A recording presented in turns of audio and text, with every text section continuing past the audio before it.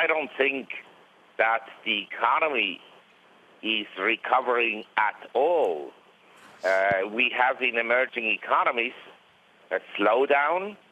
Export growth is non-existent.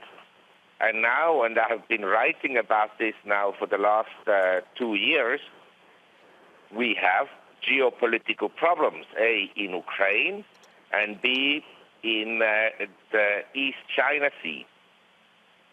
Hey, Mark, for some reason we have the impression that everybody has delevered following the crisis. I know that a lot of private debt became... Okay. Uh-oh. Are you okay? Sounds like someone hit Yes, him. I'm fine. Okay, good. I know that a lot of private debt has now been turned into public debt, but for some reason we think that the printing presses can always handle that, unlike private people. But you say 30%, we're levered 30% more than we were during the financial crisis? Yes, total credit, including government, corporate, consumer debt. The thing that when you're in a period like this, no one ever really knows what's going to happen. What scares me the most is that this Fed and central banks around the world have thrown everything they've got trying to minimize the amount of pain that we have this time around. And if anything doesn't go according to their plan from here on out, they got nothing left. And that's what scares me. Well, actually, they have something left.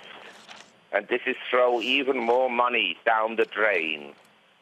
And what it does is the money leads to price increases. I mean, nobody can deny anywhere in the world that energy prices are substantially higher than they were 10 years ago.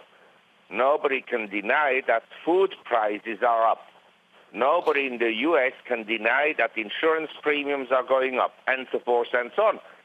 So to throw money at the system at some point will lead to some pressure on, or more visible pressure. We already have the pressure, but they're not so visible because the statistics are distorted by the Ministry of Truth.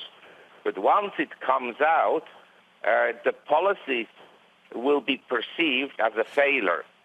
Now, the bonds, it's interesting. Since the beginning of the year, the stock market has basically done nothing. The Russell 2000 is down 4%, and the Nasdaq is down almost 3%. But long-term bonds are up 12% in terms of total return. Now, I believe the next step will be that both stocks and bonds will go down at the same time.